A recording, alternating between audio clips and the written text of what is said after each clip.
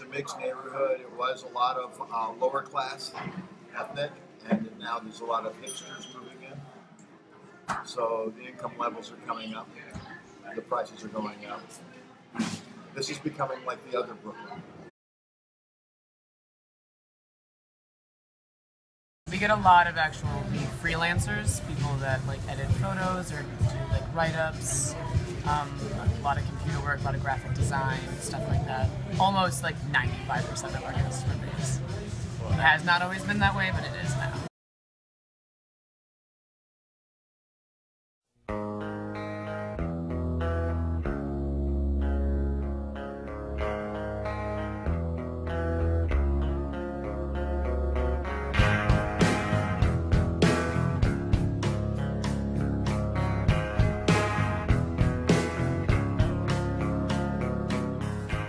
I have been in the Bed-Stuy, Fort Greene area for 5 years now. I'm from Hoboken, but I live here. The restaurant is the Academy Restaurant. This diner has been here for 30 years. They're the hipsters. If you go down the block, there's a little cafe, and hipster populated, packed every day. You can never get a seat in there. It's the hipsters. And then there's like all the college students from LIU, and then there's the high school students. There's like 5 high schools around here, so you always get a good mix of people.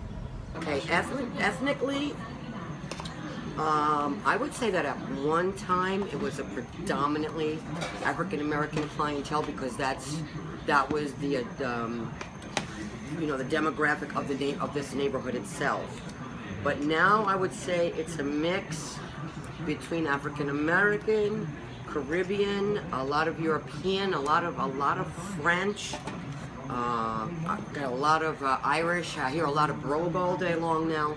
So it's like really a melting pot. Being in this neighborhood, we have a very eclectic mix of artists, musicians. We have Spike Lee's studio right across the street. So he hangs out here quite often, and his crew eats. So it's a very friendly, nice crowd that we have. It's a good change for the property owners. It's a bad change for the people that live here. And is it like forcing people who live here to like find living elsewhere and trying to like adapt to this new? Well, they will have to try and live elsewhere as soon as they can figure out how to get there. It might be Missouri or Cincinnati.